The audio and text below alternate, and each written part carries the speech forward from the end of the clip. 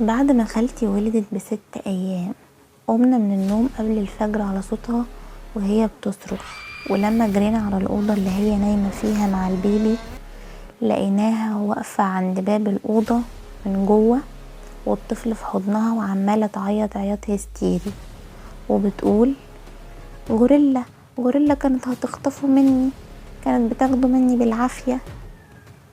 كان كلامها غريب جدا ومش منطقي نهائي. غوريلا ايه دي وتخطف مين؟ ده ازاي يعني في الوقت ده؟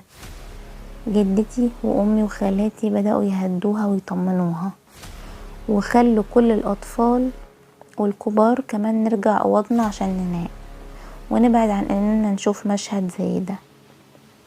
ما كنتش مستوعب اللي بيحصل ساعتها برغم اني ما كنتش صغير ابدا، يعني انا ساعتها كنت في تالتة ثانوي، او خلينا اقول ما كنتش مستوعب الموقف نفسه.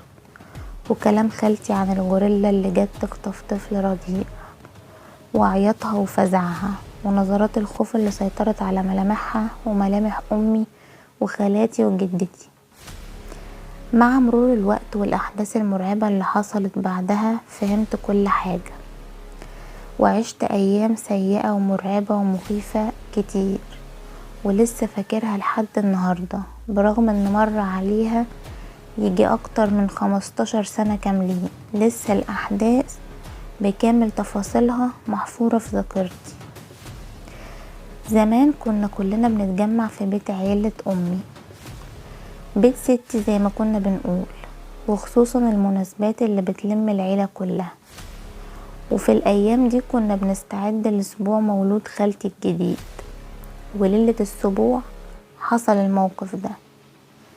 انا فاكر ليلتها بعد ما رجعت اوضتي سمعت جدتي بتقول ان الغوريلا دي شيطان بيبقى مسخر من دجال علشان يبدل الاطفال السليمة باطفال تانية عندها مشاكل صحية، وبياخد السليم وبيديه للي سخره، وده في مقابل فلوس كتير، وان الشخص اللي بيروح للدجال ويطلب التبديل بيكون خلف طفل عنده اعاقة.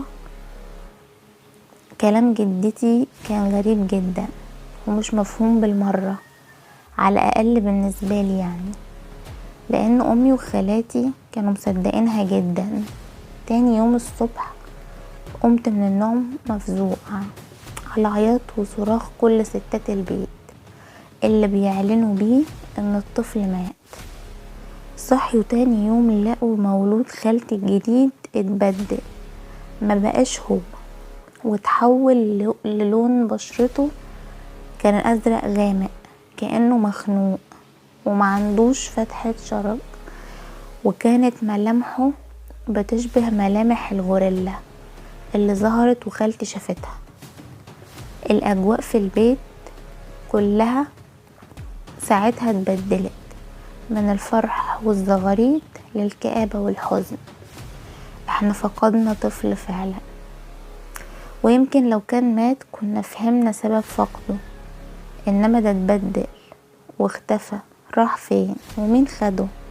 ده اللي كان محزن فعلا. ومش فاهم ليه قالوا انه مات.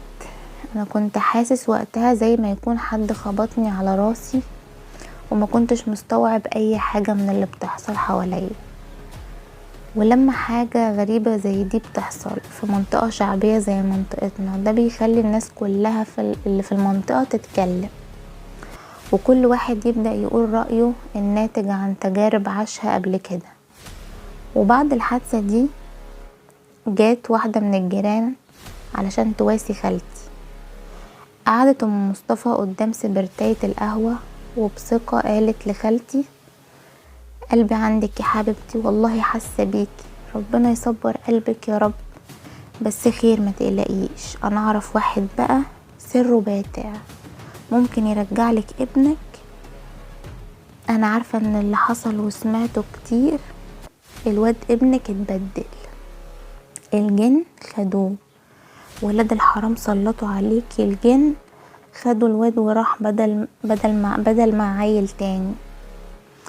مسحت خالتي دموعها وظهر على ملامحها لمحة من الامل وقالت بشحتفة: ازاي يعني؟ فهميني اكتر يا ام مصطفى. فين الراجل ده وانا اروح له مهما كان فين، لحتى لو في الصين. صبت ام مصطفى القهوة ونفخت في نار السبرتاية فطفتها ورجعت قالت: بصي يا اختي، هي حاجة من اتنين ملهاش تالت.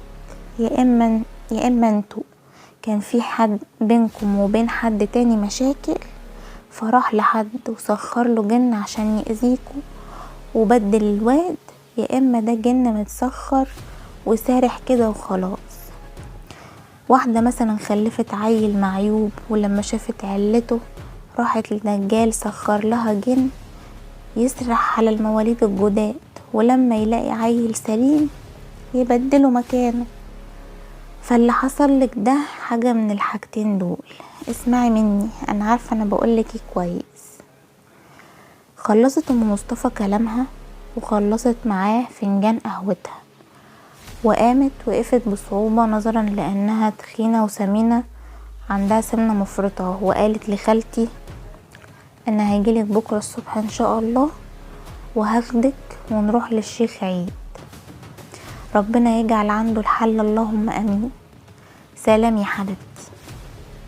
خلصت ام مصطفى كلامها ومشيت. كنا ساعتها بعد صلاة العشاء، الجو كان اكتر كآبة، محدش عنده حاجة يقولها، الكل ساكت وما عندوش طاقة وسرحان، والحزن مخيم على قلبه. كل واحد ساعتها قام دخل اوضته او راح للمكان اللي هينام فيه علشان نحاول ننهي اليوم الصعب ده بأي طريقة لحد ما تاني يوم ربنا يفرجها بقى، وخالتي تروح للراجل ده يمكن يكون عنده حل. فضلت انا صاحي في الأوضة وما كنتش عارف انام. كلام ام مصطفى في دماغي بيتكرر ويتردد، مش عارف ما فكرش فيه. عطشت وقمت عشان اشرب. كانت الساعة حوالي 1 بعد نص الليل، واول ما خرجت من الأوضة لمحت حاجة عدت في الصالة فجأة ودخلت أوضة خالتي. جسمي اترعش رعشة غريبة بمجرد ما لمحت اللي عدى قدام عيني ده. شعر ايدي وقف من الرعب وحسيت بسخونة في جسمي، وسمعت صوت حركة غريبة في أوضة خالتي. ساعتها انا مت في جلدي من الخوف، ورجعت اوضتي بسرعة وانا بنهج ومش عارف اخد نفسي. صحيت امي بسرعة من نومها وقلت لها ان شفت حاجة غريبة دخلت اوضة خالتي. قامت تجري على الأوضة بسرعة، وأول ما دخلت صرخت. فخالتي وجدتي اللي كانت نايمة جنبها مع خالتي في الأوضة قاموا مخضوضين ومفزوعين، ولقيت أمي بتقول: أعوذ بالله من الشيطان الرجيم، أعوذ بالله، ده حد عامل لنا سحر ومسلط علينا شيطان. كانت بتقول كده وجسمها بيتهز ومش عارفة تتلم على أعصابها. ولما هديت قالت لخالتي: انا اول ما دخلت الاوضه لقيت حاجه جسمها زي الغوريلا بتقرب منك يا سهام، وشها مسلوخ، كان وشها شبه العيل اللي اتبدل مع ابني بس مسلوخ. واول ما شفت الشيطان ده وصرخت اختفى، معرفش راح فين، ملحقتش اشوفه وهو اختفى. واثناء مامي كانت بتتكلم انا كنت واقف جنبها، وساعتها لمحت ان الجلابية اللي خالتي لابساها مش معدولة، الجلابية ملبوسة على ظهرها. ولما قلت لخالتي سهام بصت على هدومها في ذهول وهي ما عندهاش اي رد فعل تقوله. وقفنا كلنا خايفين ومستغربين من اللي بيحصل، وخالتي حلفت 100 قسم انها كانت لابسة الجلابية صح. بعد اللي حصل ده طبعا مفيش حد فينا عارف ينام ليلتها، وفضلنا كلنا صاحيين لحد ما الساعة جت 9 الصبح، ولقينا الباب بيخبط. وكانت ام مصطفى بتقول: معلش يا سهام يا حبيبتي انا جيت بدري، بس لازم نلحق نروح للشيخ عيد علشان نعرف نلاقي مكان وندخله بسرعة، الراجل ده بيبقى عنده زحمة كبيرة قوي. وافقت خالتي سهام على طول من غير اي تردد، رغم ان شكلها كان باين عليه التعب والارهاق من الليلة المريبة اللي عدت علينا. لبست بسرعة وخرجت مع ام مصطفى، وراهم جدتي وامي، وانا قررت اروح معاهم. كنت مرعوب، لكن الفضول قتلني. كنت عايزة افهم ايه اللي بيحصل. ركبنا تاكسي من على اول الشارع وبدأنا طريقنا للشيخ عيد. الجو في العربية كان كئيب ومحدش كان بيتكلم غير ام مصطفى اللي فضلت تحكي عن ناس راحت للشيخ عيد قبل كده ورجع لهم اطفالهم. حسيت ان كلامها محاولة خايبة قوي علشان تطمن خالتي وخلاص، وان مفيش في كلامها حاجة حقيقية. بس رجعت وقلت لنفسي مين عارف، ما يمكن يكون عنده فعلا حل. ولو ما حصلش حاجة فخالتي وكلنا اساسا معاها اخدنا الصدمة خلاص. وبعد حوالي نص ساعة وصلنا عند بيت الشيخ عيد. كان عبارة عن شقة صغيرة في الدور الأرضي بواجهة مبهدلة، عليها يافطة مكتوب عليها بخط الإيد الشيخ عيد علاج بالقرآن الكريم. الزحمة قدام باب البيت من بره كانت زي ما مصطفى قالت بالظبط، ناس كتير واقفة كلهم باين عليهم اليأس والخوف. بعد انتظار طويل دخلنا أخيرا للشيخ عيد. كان راجل كبير في السن بدقن طويلة بيضة وصوت هادي لكن فيه رهبة. قعد قدامنا وسأل خالتي احكيلي يا بنتي ايه اللي حصل وبالتفصيل من البداية للنهاية. خالتي سهام بدأت تحكي، بس وهي بتتكلم انا لاحظت انه مركز معاها جدا وعمال يحرك شفايفه بكلام مش مسموع، كأنه شايف حاجة تانية احنا مش قادرين نشوفها، وفاهم اللي قلنا عطلت انها تقدر تفهمه. لما خالتي خلصت حكي اتنهد وقال ابنك مسه الجن فعلا واتبدل، وده كان بفعل فاعل، لكن رجوعه مش هيبقى سهل. في الوقت ده الكل كان في حالة صدمة. جدتي قالت بصوت مهزوز طيب يا شيخ ايه اللي نقدر نعمله؟ الشيخ عيد سكت شوية وبعدين قال اللي بدل الطفل ده خطاف الأرواح والأطفال، أو بنسميه المستبدل. ده نوع من الجن المؤذي بيبقى موكل بسرقة أرواح الأطفال المعافين وإعطائهم لأسيادهم أو استبدالهم. وعشان نرجع ابنك لازم نعمل جلسة استرجاع. وهنا الخطر، الخطاف هيعرف اننا بنحاول نرجع الطفل وهيحاول يوقفنا بأي طريقة. خالتي سهام ما ترددتش وقالت هعمل اي حاجة يا شيخ، بس ابوس ايدك تحاول ترجع لي ابني، ربنا يجعلك سبب يا رب. الشيخ هز راسه وقال عال هقوم احضر اوضة الجلسة.